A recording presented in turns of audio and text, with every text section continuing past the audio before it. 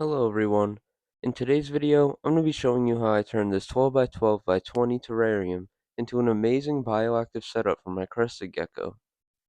This here is my crested gecko Maury. He is a Harlequin pinstripe, and I'm hoping to get him into a breeding project in the future. He's just a juvenile though, so it'll take some time.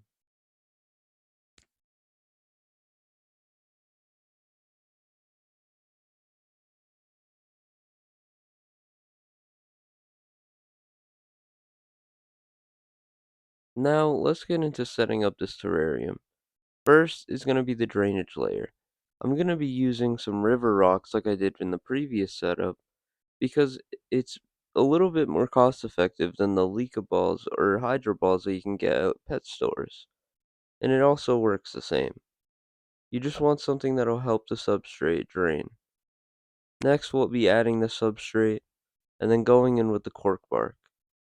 Now I'll be setting this cork bark in a way where I can place a plant inside the top of it. You want to be able to have plants more than just on the bottom layer of your terrarium.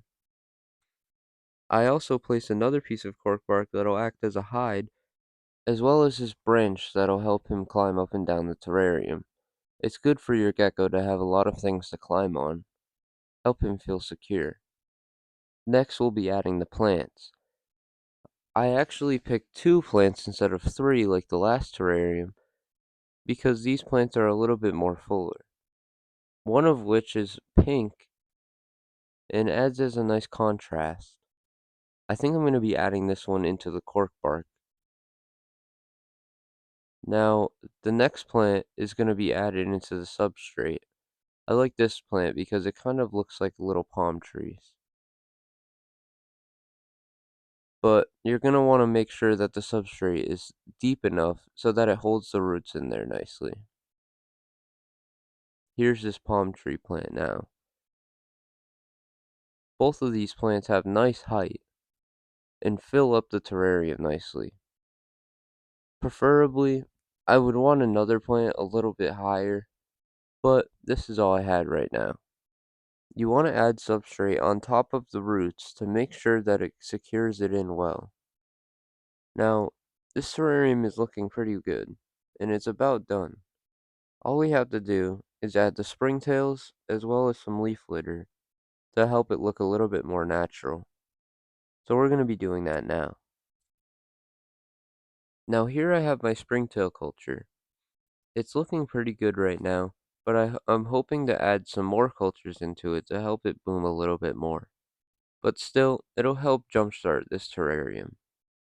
I'm going to be adding 1 or 2 scoops of dirt, making sure that there are springtails in the scoops that I pick up.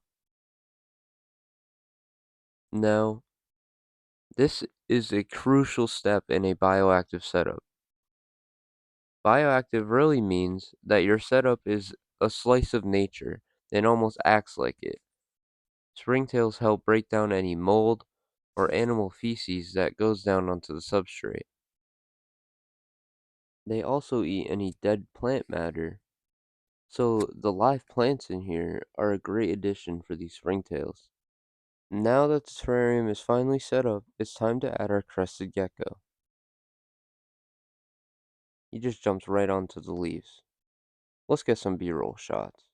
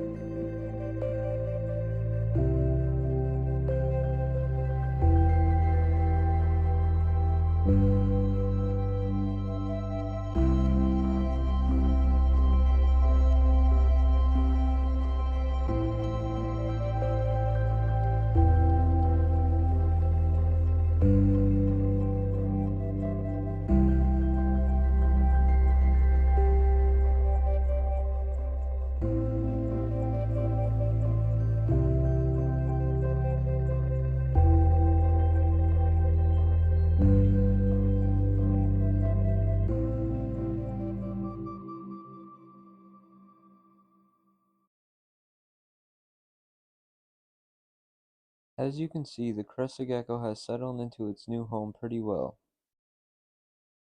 To be honest, in his previous setup he wasn't too happy. I would notice that he would just sit in the same spot all the time and wouldn't really do much.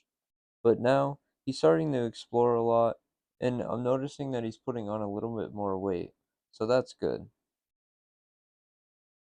Now, even though I'm pretty new to having bioactive setups, I would honestly recommend them. Having a naturalistic environment for your animals is key.